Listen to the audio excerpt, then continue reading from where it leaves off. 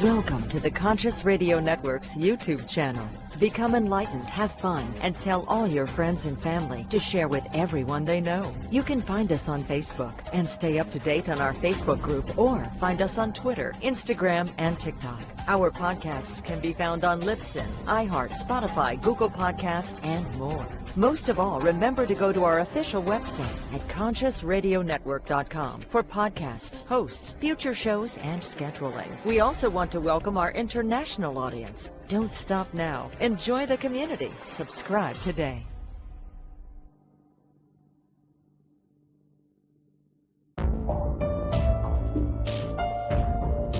This is the Conscious Radio Network.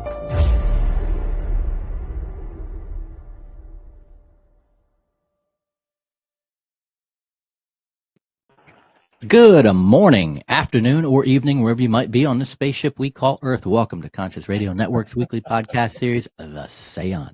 I'm your host, Reverend Dr. Paul Meckes. If this is your first time tuning in, please click subscribe, like, share, comment, and don't forget to follow us wherever you listen to your podcasts.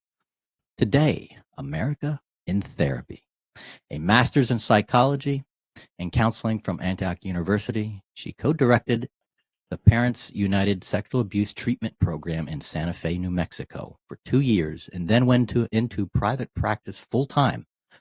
She has treated children, families, couples, and individual adults for 34 years and has worked extensively with abuse and dysfunctional family dynamics, their aftermath, and some of the most important elements for healing. She has published 2 books, A Light in the Darkness and Into the Fire, and her latest book, which we will talk about today, America in Therapy, A New Approach to Hope and Healing for a Nation in Crisis. Let's welcome to the seance, Phyllis Levitt. Welcome, Phyllis. How are you? Well, I'm really good, and thank you so much for having me here today. You are very, very, very welcome. So let's, I've seen these things, this crisis a long time ago. I just started seeing it. Now I think we're starting to really recognize it. Most people, anyway. Hopefully. Mm-hmm, mm-hmm. What got you to write this book? Yeah, I mean, probably like you, big observation about what's going on in the world, but really the heart of what had me actually sit down and write the book came out of my own experience, both doing psychotherapy as a client and many, many years being in practice, working with hundreds of people and seeing the deep level of trauma and dysfunction in a lot of families in America. And I'm sure that what I see here is also happening all over the world. In fact, we know that from some of the overt traumas that we're witnessing. But there were a couple of big ahas. Out of my own personal work, I realized the depth of suffering that can happen for anyone when we're not treated well by other people. And that suffering is really, a lot of us really try to hide it or compensate for it. We don't necessarily show it to the world, but as a therapist, you see it up close and personal because people in psychotherapy really use that opportunity to open their hearts and be vulnerable and try to really release and reprocess and heal from some of the pain that they've experienced. And then, of course, it's never to say that there aren't wonderful things that happen with people. Yeah. There are, but people don't go to therapy for the wonderful things that are happening to them with other people. Like a doctor, you go when something really isn't working for you and you're in pain and something is stuck or really not functioning.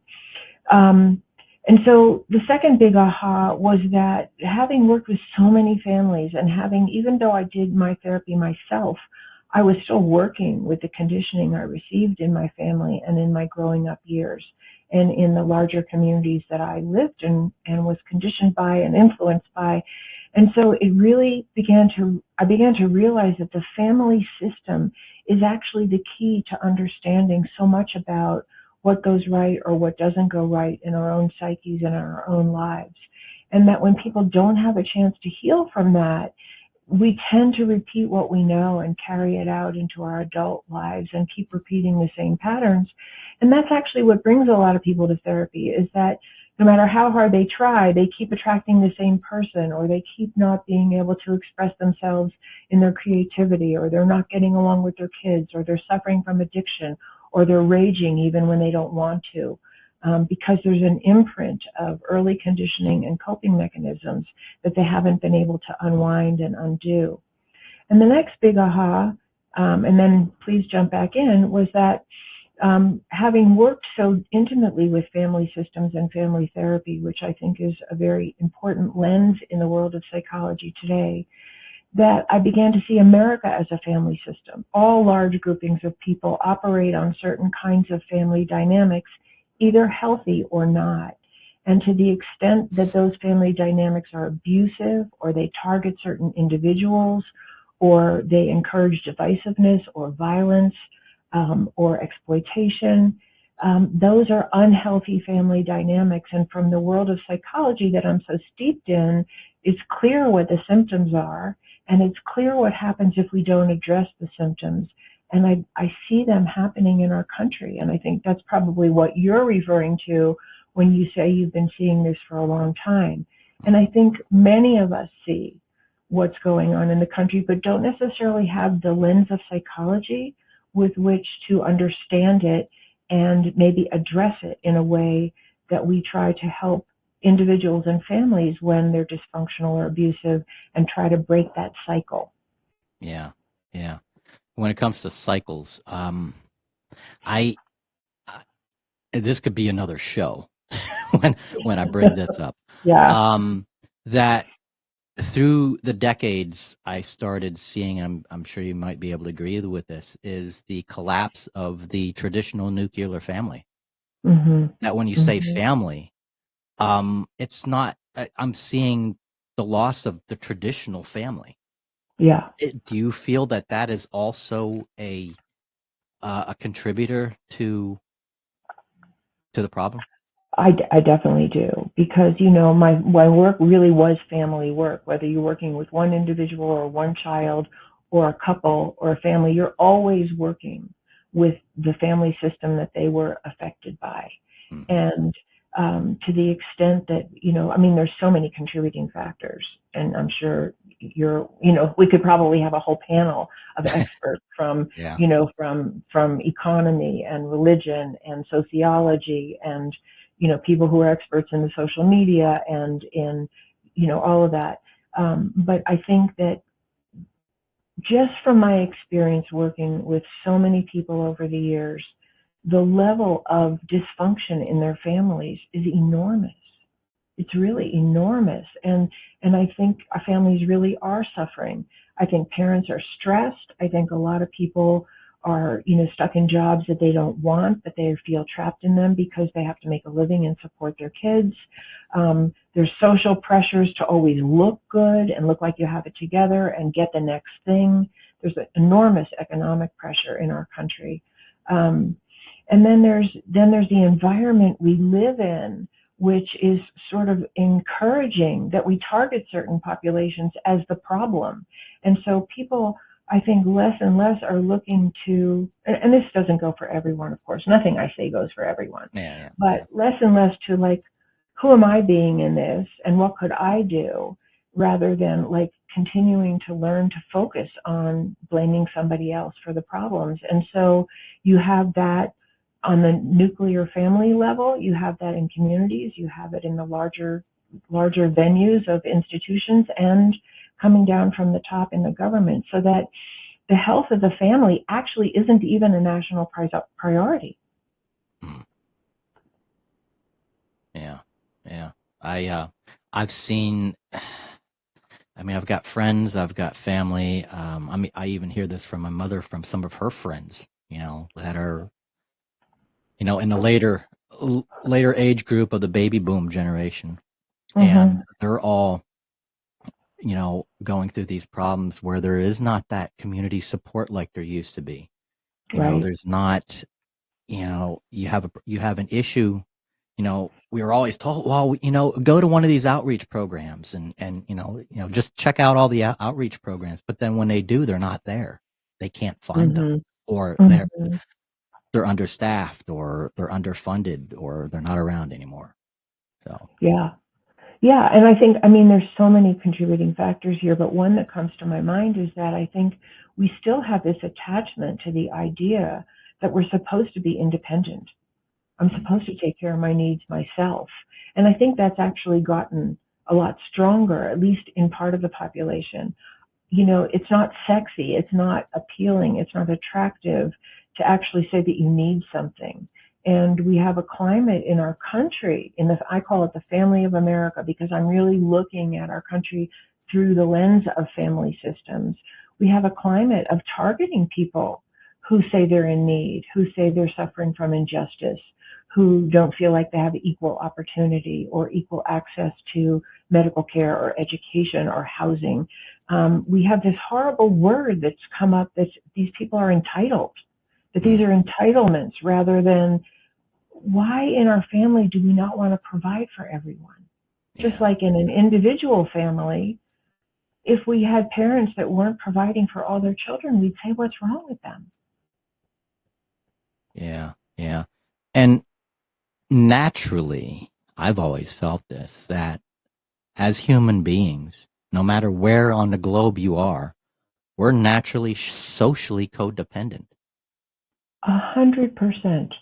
We are, and I think that's what is so sad about this ideal of independence that's actually, I think, infiltrating our politics. America can be independent. We don't need anybody else. We're our own great nation, which is it's an illusion. It's not just a fantasy. It's an illusion. We depend on every single other person in this world to be safe, to keep our earth habitable, to not pollute the water or the air. And none of us, most people I know, and there are probably a few people out there who grow their own food, but most people don't grow their own food, don't provide their own energy sources, don't pave the roads that they need to drive on or manufacture cars. We are completely dependent for everything that keeps us alive and thriving, for people, the people who are working in manufacturing countries in other factories in other countries. And so the illusion that we can be independent and claim independence is really an illusion that we know in family systems. Children depend on their family to be healthy. Yeah. Spouses depend on their partners to be safe, to be healthy, to be relational. We depend on our employers. It's on and on and on. And psychologically, it's actually healthy to embrace that dependence. That's a sign of strength, that I know I need you. Yeah. You know you need me. And in that way, we have a motivation to actually work it out with each other because we need each other. Mm-hmm. We have to, and I've always believed this, is that we all have an obligation to be of service to our fellow man, to our fellow human being. And that's always been a principle in just about every religion, in every culture. Yeah. Yeah. So. And what I would say about that is, I definitely feel that, and that's actually why I wrote my book. I want to be of service with what I've learned through the whole field of psychology and healing from dysfunction and abuse and neglect, because I feel that we're in desperate need of that. It's not really about blaming anybody. It's about, can we educate ourselves about what makes healthy human relationship, what makes us safe to be with one another, what are the skills we need to learn to actually settle our conflicts without violence, because that's one of the huge ones. And I think it's hard, like in any profession, like healing profession. If you go to a doctor and you have intense pain, the doctor might have to give you some bad news. Your appendix is rupturing. You have to go into surgery right now. Yeah. Right? It's not what you want to hear, but there's a possibility of staying alive and thriving if you listen to the advice of someone who knows what's happening in your body, right? Yeah. And I think psychology is sort of the last frontier where we haven't turned to a wealth of knowledge that's in this field about what helps us have healthy human relations and what helps us heal and break the cycle of abuse and violence when we don't have healthy human relations. Because, and it's an imperfect science like most sciences, and each person is different, and probably each therapist is different, but it is possible to break the cycle of violence and neglect and hurt and dysfunction in families. And our nation is made up of individuals and families. So if individuals and families can do it, a nation can do it if we know what we're dealing with. Yeah, yeah. Being conscientious, and I feel a lot of people too are starting to, lack of a better word, wake up. They're waking up. They're kind of realizing that I need more control of myself. I need to take my power back. I need to either look at holistic options for taking care of myself instead of going to the doctor, or and I'm seeing these. You have the direct and indirect therapy. You've got people that are actually going to psychology, going to see you, but then there's a lot of people out there too, and I've faced it. A lot of my friends have faced it. Is the indirect therapy where you're just given drugs, you're just given pharmaceuticals to cover up a problem. Yeah, I mean, I'm not a proponent of that, and I'm also not a prescribing person. I just, psychotherapist, not a prescribing psychologist or psychiatrist. But yes, and I think that's also symptomatic that of a lack really of education, of that you can't just medicate pain from dysfunctional relationships away. You can numb it out. You can maybe feel a little less depressed. And sometimes there's an appropriate place for medication. But this sort of like quick fix and be back on. I haven't looked up the statistics recently, but the number of Americans on antidepressants and anti-anxiety medications today is ginormous. And what does that say about the family of America? And can we look at it like, why are so many people depressed? What are they suffering from? They're not suffering just from something biochemical. They're suffering from something in their environment. So to address it in the most severe cases biochemically requires that you address it on a psychological level. Yeah, yeah. I just quickly wanted to say something because I skipped over what you said about service, and I thought that was such an important point, because what I have found as myself in my own journey and with so many people that have really had a chance to heal from some of the things that really set them back in life is that it's almost an automatic response. That you want to be kinder to other people. You want to find some way to contribute. And it can be on a very small scale in just the circle of people in your life, or it could be that you change your career and you want to do something that's more of a social service, oriented kind of profession. So I just really want to emphasize that that's so beautiful what you said, because it is in our nature when we're really free to be ourselves and we can lift the veil of the negative things that have been put on us, that we want to help other people. We want to love them better. Mm-hmm. Especially when we see people suffering.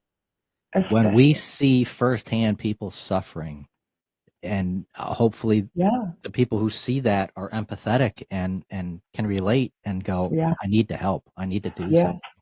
Yeah.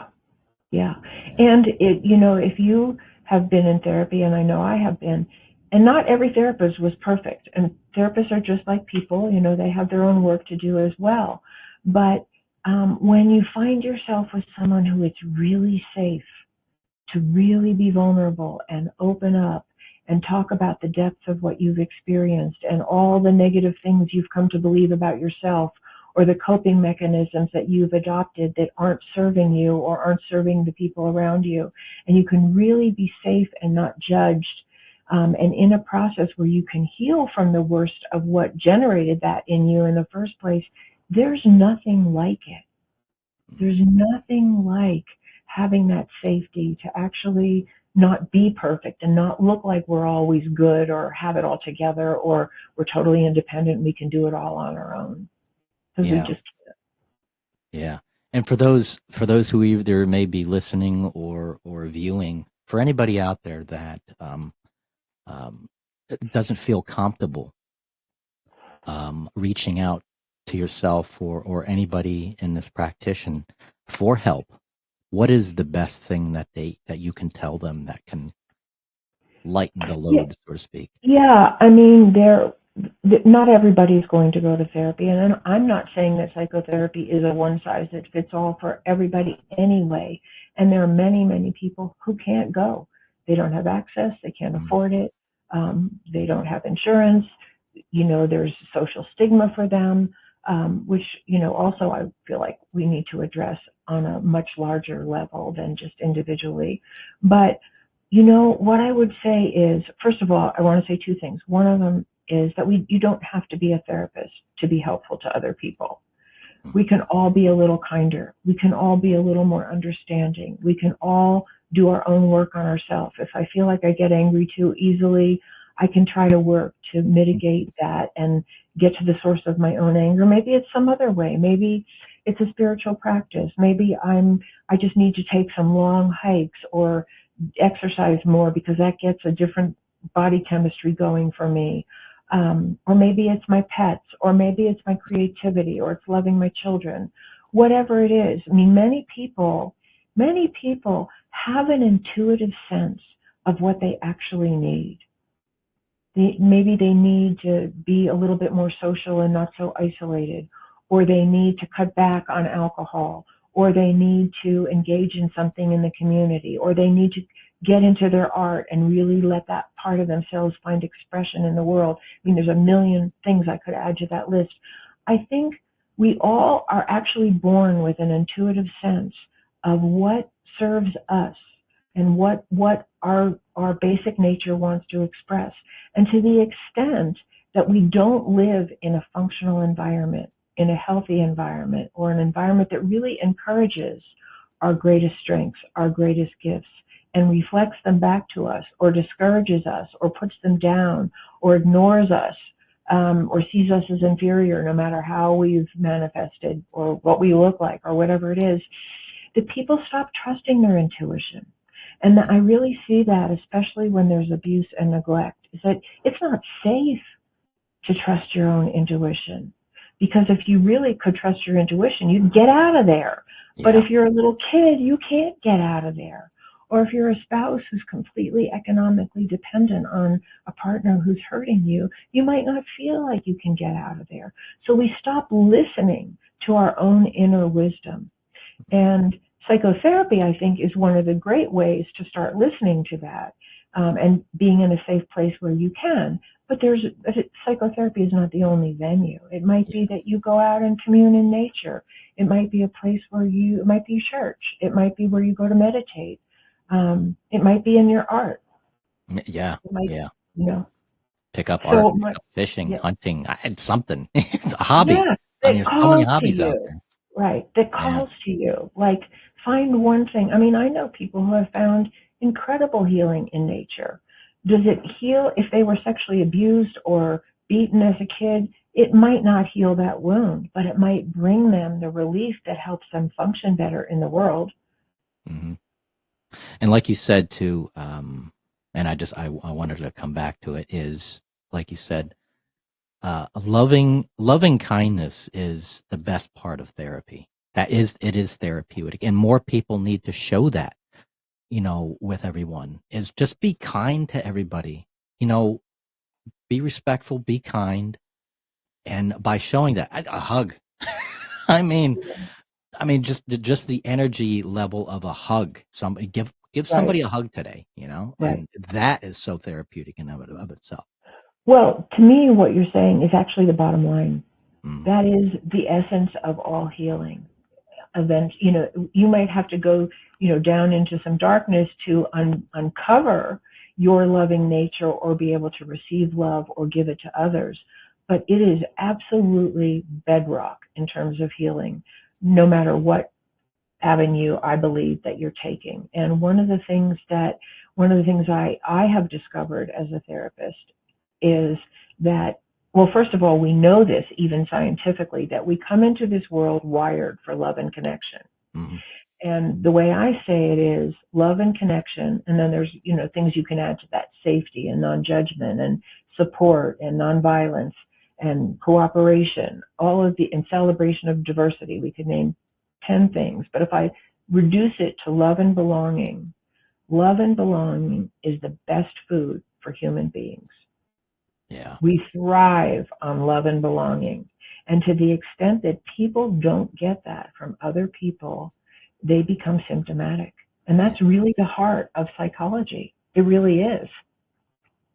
Yeah. And saying that segues into my next question is, based on your book,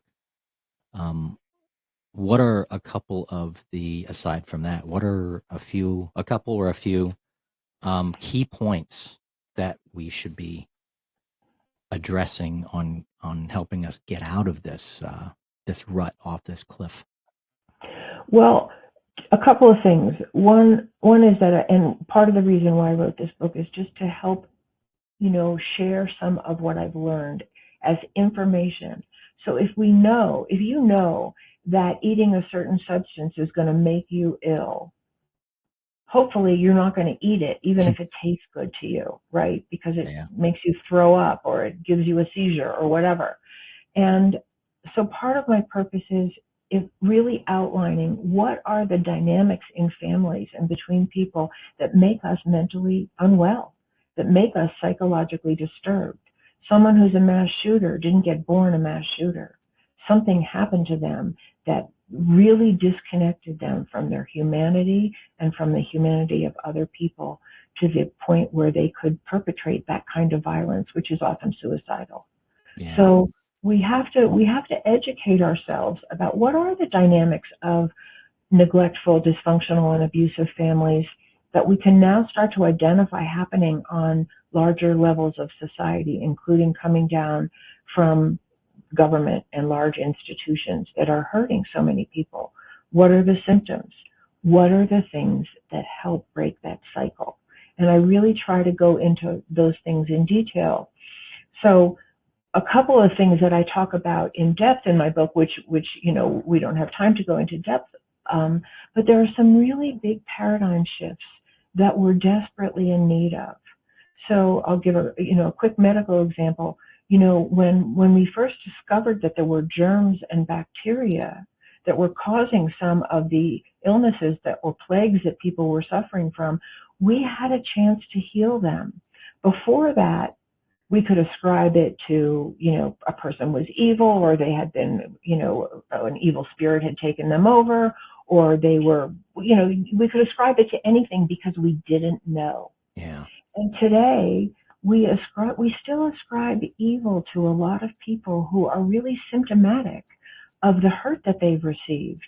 So one of the big paradigm shifts I think we're looking for is that to the extent that people are hurt by other human beings, they're going to manifest in some way that's not healthy. And we have to stop vilifying them. We have to understand that they actually really need help. Now, obviously, we can't help everyone. There are people who are so damaged, they've been so abused, they've been so neglected, they've been so discriminated against, they've been so, brutalized that we don't know how to help them. But there's a lot of people we do know how to help, a lot. Do you have anything in your book that might help people recognize signs that somebody does need help? Yeah, I mean, and I think we actually know what they are. That's the funny thing. If someone is raging out of control, they need help. Yeah. They're actually, they're manifesting their own pain. And it may be the role model they grew up with, or it may be they're so enraged about what happened to them that it finally comes out when they have a chance to express it, or they're so depressed they can't come out of their room, or they're highly addicted to video games or alcohol or drugs, or they suffer from depression, or they can't bond with their children, or they end up in one abusive relationship after another. The list, goes on, or some of the symptoms are less obvious. People who are just driven to succeed and they have to make more and more and more and more and more, but they're actually really in pain inside because they feel like they're nothing unless they have another million in the bank, or, Mm. but they're really suffering. And I've Yeah. worked with people like that who money was everything, but actually they were tortured little children inside who felt completely inadequate.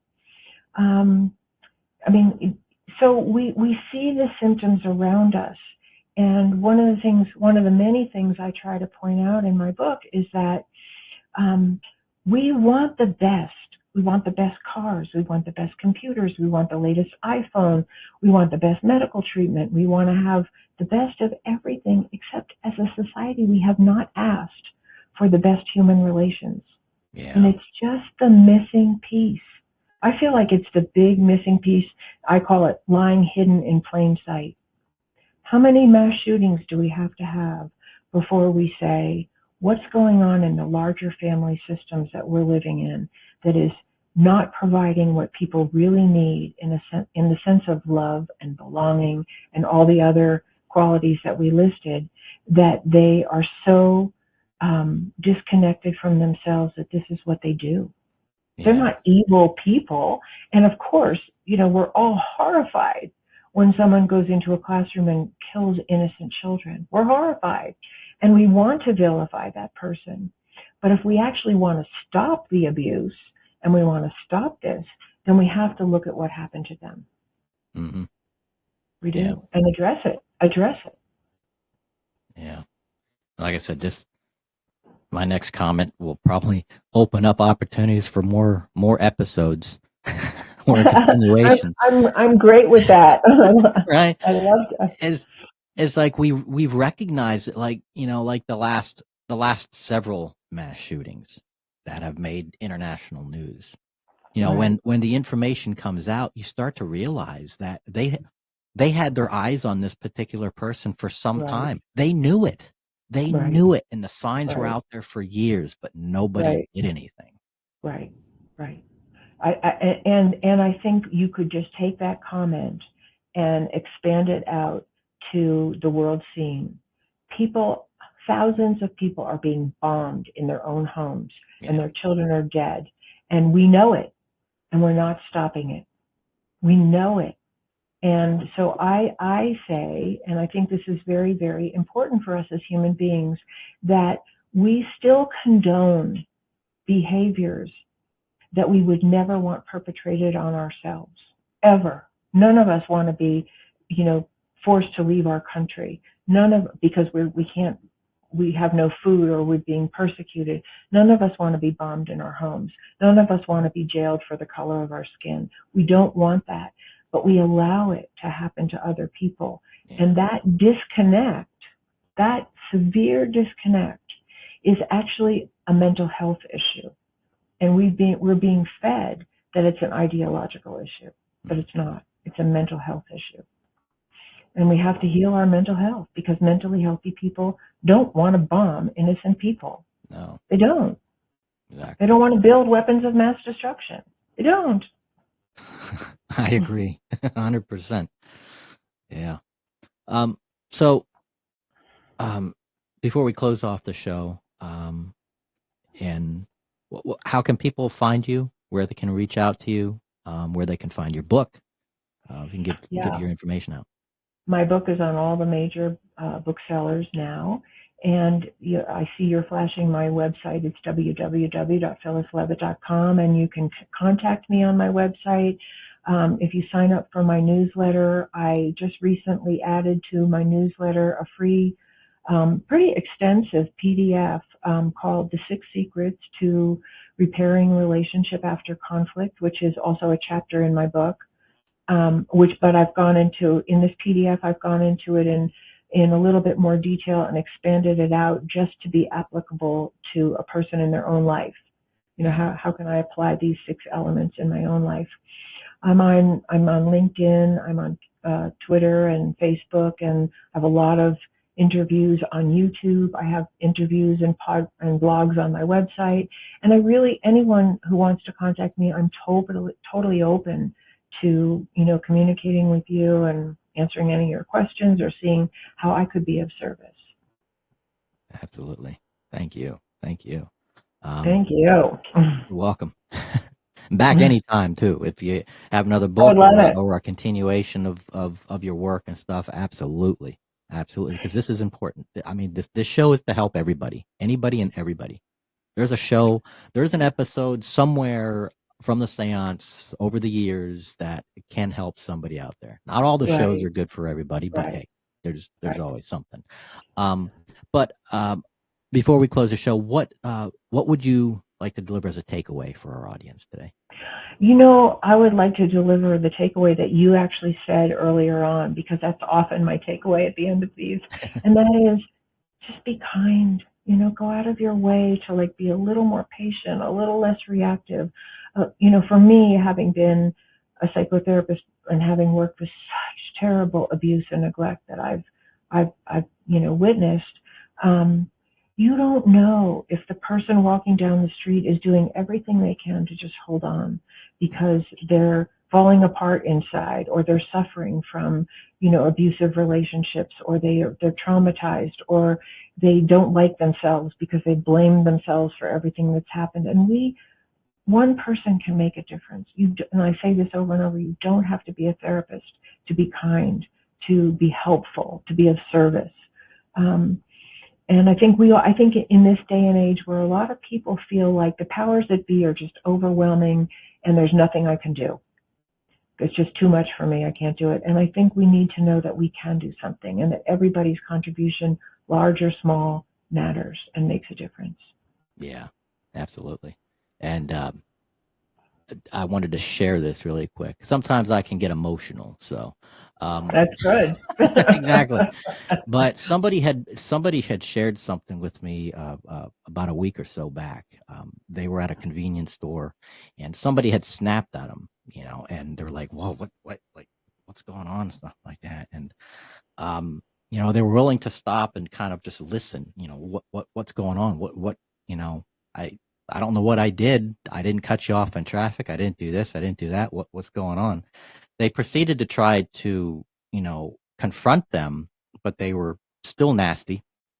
And later on, as they had left the convenience store and got back to their vehicle, there was a letter on their dashboard, or not dashboard, on the window. Yeah, yeah. And as they proceeded to read it, it said, "I am sorry. Please forgive me. My mother had just passed away." Oh, And right, right, yeah, and right. it's like you just don't know. You don't know. And, for all of us who have had somebody, even if we weren't suffering, but just have somebody be super kind, super helpful, super patient with us when we didn't know what we were doing, we know how good that feels. Mm-hmm. And it can change your whole day. Oh, yeah. Absolutely. Yeah. Phyllis, blessings, my friend. Thank you for the work that you do. It is a blessing to everybody. Thank you so much. And thank you for having me and giving me a chance to share. And I really would love to come back, because some of the deeper cuts of what I talk about, I would love to share in more depth, because I think they're things that we don't necessarily all know or think about. So, anytime. But anyway, yeah. I'm just grateful for this opportunity. Yeah. Yeah. The intro. Yeah. The intro. Okay. Yeah. Cool. Thank you, Phyllis, very, very much. And thank you, everybody, for watching Conscious Radio Network's The Seance. And until next week, we will see you next time.